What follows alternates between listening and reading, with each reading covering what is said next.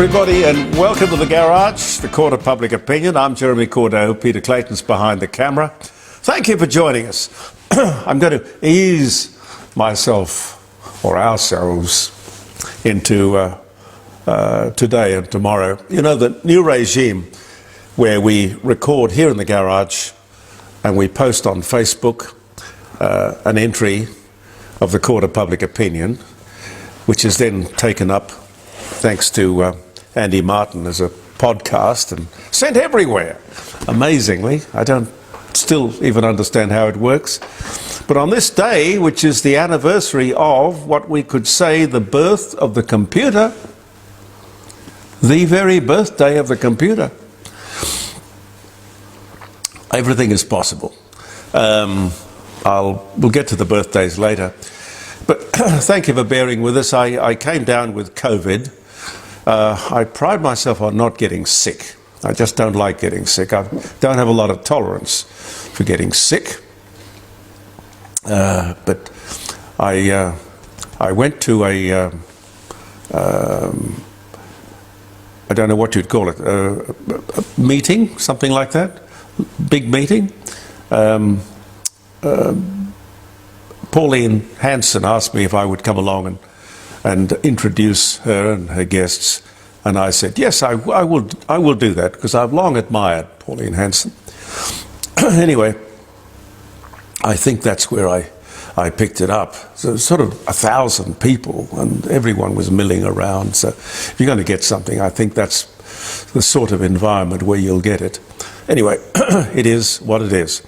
I'm over it now. I've just got to get my strength back. Docs, you're round. God. Pete went out and got another needle, didn't you? You once I knew you had it on. I've had 5 needles. I will, in due course, get my 6th. Maybe getting COVID gives you some measure of immunity in itself. I'm not sure. Hard to work out what is the folklore and what is the science and what is the reality. But it's okay. Just like a bad cold, serious sort of bronchitis kind of feeling. Anyway, we'll be all right. Don't forget our Friday program, Around the Dining Room Table, jeremycordeaux.com, 3 hours live streaming with lots of interesting guests. I wanted to show you this because I've kept it for years and years and years. It is a promotion for a movie that Oliver Stone made about talk radio. And it was simply called Talk Radio. And the advertising catchphrase, if you like, was "Words can kill. Words can kill." But the funny thing was, this was a giveaway by the producers of the movie. And it's a battery-powered radio. But the funny thing is that I don't know that... No, I can't turn it on because it hasn't got new batteries in it. But what happens is, when it finds a radio station, talk radio station, of course, the lips move to the sound of the announcer on the air, which is pretty spooky. I've been wanting to tell you about that for a while, because I think that is one of the best promotional giveaways I have seen in my 60 and more years of broadcasting, of being in the industry. Words can kill. Talk radio. Oliver Stone. Yes, yes, yes. Anyway, lots happened in the last little while, last few days, and I really, honestly don't know where to start. Let me start with the Eraring coal-fired power station. I'm not sure what Eraring means, but anyway, it is a big station in New South Wales, got to stay open for another 2 years beyond its cancellation date. But really, they are saying that it will stay open until blackouts are no longer a possibility, which will, while they persevere with these alternatives, being the ultimate source of our electricity, it'll of course be never. I mean, how long is a piece of string? It just is not going to happen. They will have to keep these coal-fired power stations and gas-fired power stations open for as long as they possibly can. But you can't expect the people who run these companies to put in the maintenance when they know that there is no longevity to the policy of the government. It's all quite unbelievable that we've found ourselves in this philosophical cul-de-sac. If you want a single example of how stupid this government's policy is on energy and renewables in particular, and greenhouse gas, global warming, the whole shebang, you just have to look at what they do, not what they say. We export most of our gas and most of our coal to China and India. Elsewhere, of course, but mostly to China and India. Great source of foreign revenue. They are going to use it to generate cheap electricity. Well, what did you think they were going to do with it? They're going to use it to generate cheap electricity, which gives them a huge manufacturing advantage and economic superiority. We can't get the benefit from our own resources because of this government's policy and ideology. Yet these other people can, just on the basis of this observation, no, it's more than an observation, it's the truth. We should reject this whole concept that Canberra is feeding us. These people in Canberra are liars and hypocrites and do not represent the best interests of Australia or Australians. The sooner we get rid of them, the better. But the damage they do on the way out will be incalculable. While the major parties argue about renewables versus nuclear, we should be using our coal and gas to secure our social and economic advantage right now. Right now! And if it's good enough for the Chinese and the Indians to use our resources without condemnation, it has to be acceptable that we use those same resources ourselves. These people in Canberra cannot be so schizophrenic. No, we can't burn our coal and gas. But of course, we are selling it to people who will. And do you know, the really indecent thing about all of this is we do not have a media that is going to stand up to this Prime Minister and confront him with this inescapable, however embarrassing, truth. This Prime Minister says he will stay the course on renewables. When confronted with the inadequacies, costs, difficulties, embarrassments, well, he's not really confronted, as I've said. The media is useless. Does it remind you of anything? It does me. He did the same thing with The Voice. Exactly the same thing. Stubborn determination, denial, arrogance. This is the way it's going to be.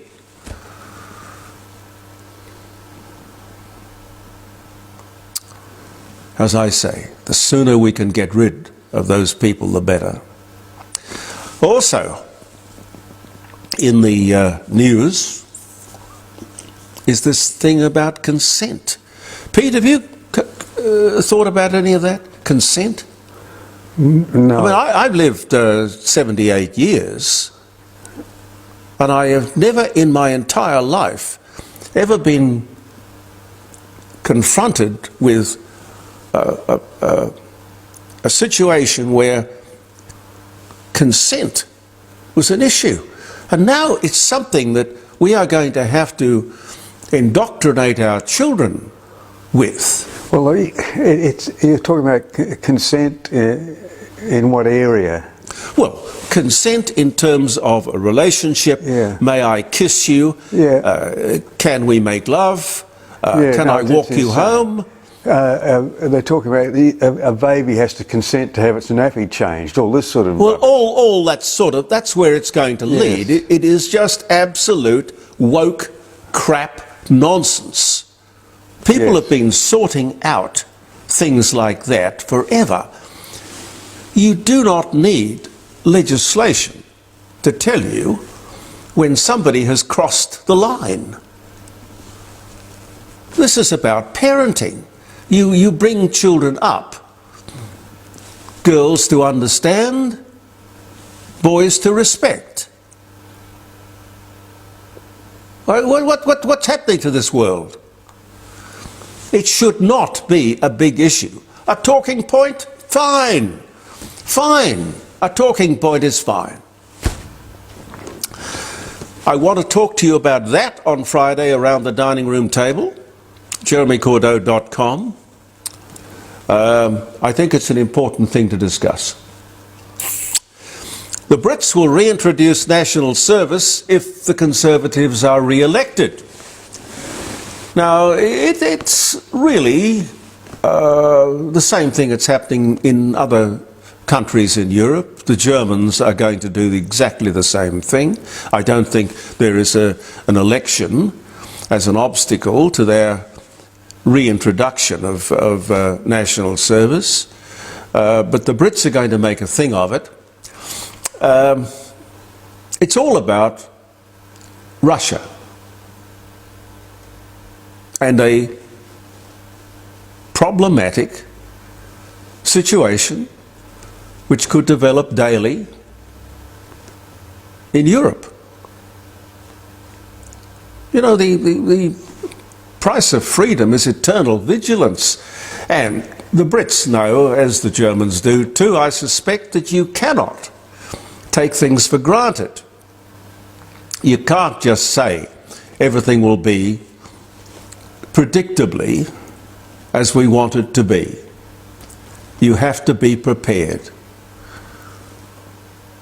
You know, you can't control your borders, you will lose your country. Ask any Aboriginal, he will tell you.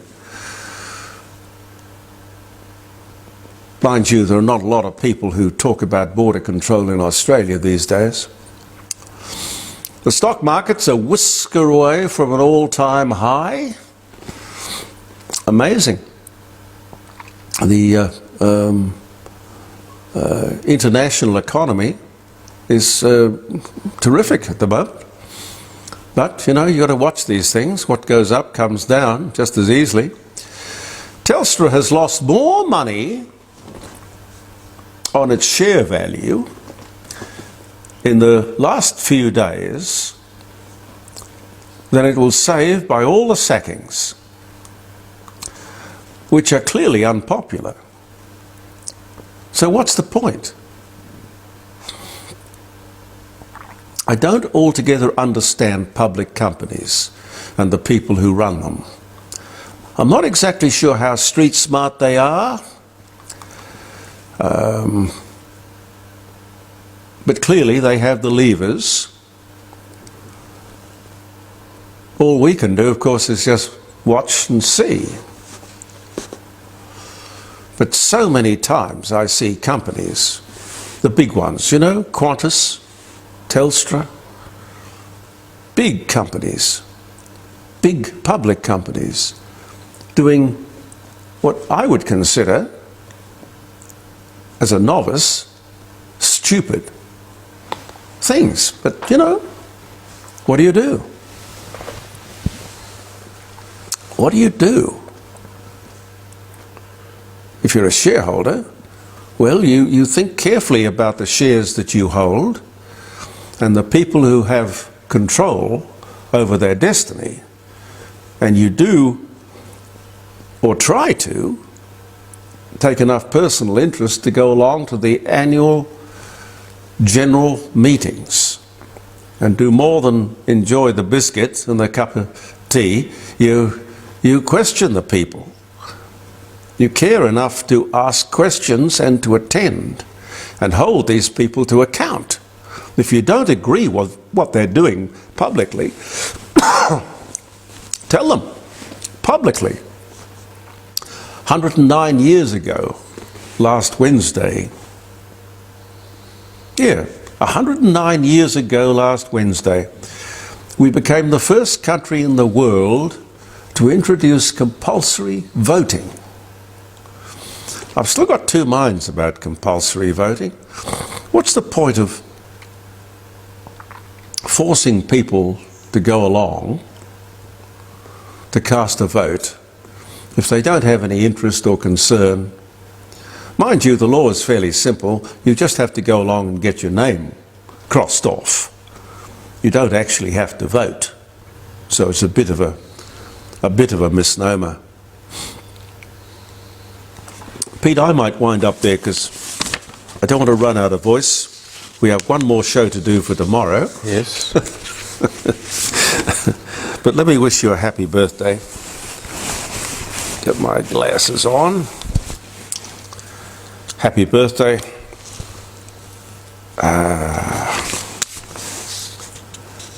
May the 28th. Golly, golly. Yes, Alan Turing submits on this day in 1936 on computable numbers for publication. That was his thesis, on computable numbers. He sets out the theoretical basis of the modern computer in that article, that thesis, on this day, all those years ago, 1936. My God, we've come a long way. Good old Alan Turing. Also, happy birthday to Kylie Minogue, Australian pop singer, songwriter. Can't get you out of my head. Actress from Neighbours and, all points, north, south, east and west. She looks remarkable, doesn't she, Pete? Oh, yes. What? How old? Well, let me see. She's 55, I think. Yeah. Born this day in 1968. Gladys Knight, American singer known as the Empress of Soul. Her group was called the Pips. Gladys Knight and the Pips, Midnight Train to Georgia. Born in Atlanta, Georgia, on this day in 1944, 1 year older than me. Edward and Andre Michelin incorporate the Michelin Tire Company on this day in 1889. And on the same day, different year, 1928, the year, the Dodge brothers and the Chrysler Corporation merge. Dodge. The Dodge had a lovely car called the Dodge Phoenix, I remember. It was a great American car. A bit like the Thunderbird. I think it was bigger than the Thunderbird. Nice car, though. First swimming pool opens, Goodman's Field in London. The first indoor swimming pool. The year was 1742. 1742, Pete. Really? For an indoor swimming pool. Yeah. Joan of Arc is accused of relapsing into heresy by donning male clothing again, providing justification for her execution. My God, if that was the criteria for execution, you'd put half the female population to death, wouldn't you? God. That was 1431. Patrick White, the Australian novelist and playwright, Happy Valley. the Nobel Prize winner for literature in 73, born London, died 1990. Patrick White, born this day, the same year my mother was born, 1912. US patent filed for the hydrogen bomb on this day in 1946. I wouldn't have thought you'd have needed a patent for the hydrogen bomb. You just walked in with it, and they would have given you carte blanche, surely. Now, apparently there's a patent for the hydrogen bomb. There you go, 1946. Noah Webster, American lexicographer, Webster's Dictionary, dies at 84 on this day in 1843. The White House plumbers first break in at the Democratic National Headquarters, Watergate and all of that, installing their devices at the Watergate complex in Washington, D.C. on this day in 1972. Wow. John Fogerty, American songwriter, guitarist, singer, Creedence Clearwater. Have you ever seen the rain looking out my back door? Born in Berkeley, California. Do you say Berkeley or Berkeley? Berkeley. Berkeley. Well, the English say Berkeley. Do they? Yeah. And the Americans call it Berkeley. Anyway, 1945, born the same year I was born. Andrew Jackson signs the Indian Removal Act on this day in 1830, which was a terrible, terrible thing, actually. A key law leading to the forced removal of the Cherokee, the Chickasaw, the Choctaw, the Creek, and the Seminole tribes out of Georgia and the surrounding states, setting the stage for the Cherokee Trial or Trail of Tears, 1830. And I think that should be about it. Oh, Gary Coleman died, sadly. He had a stroke at the age of 42. Rudy Giuliani, American mayor of New York City, 1994 to 2001. He was born in New York City, 1944. And Tom Uren, Australian politician, Australian Heritage Conservation campaigner, born Sydney, died 2015. One of the old-fashioned, old-style Labor guys. Good guy, Tom Uren. Spent a lot of time in a Japanese prisoner of war camp, too. 1921 he was born. Anyway, if you remember the day, I hope it'll be a very happy one. Thank you very much for being with us here in the Court of Public Opinion. We'll be back tomorrow with another of our postings. And of course on Friday, jeremycordeaux.com, around the dining room table, live streaming, phone calls, guests, music, the whole shebang. Thank you so much. Peter Clayton behind the camera. I'm Jeremy Cordeaux. Believe in yourself, and goodbye from the Court of Public Opinion.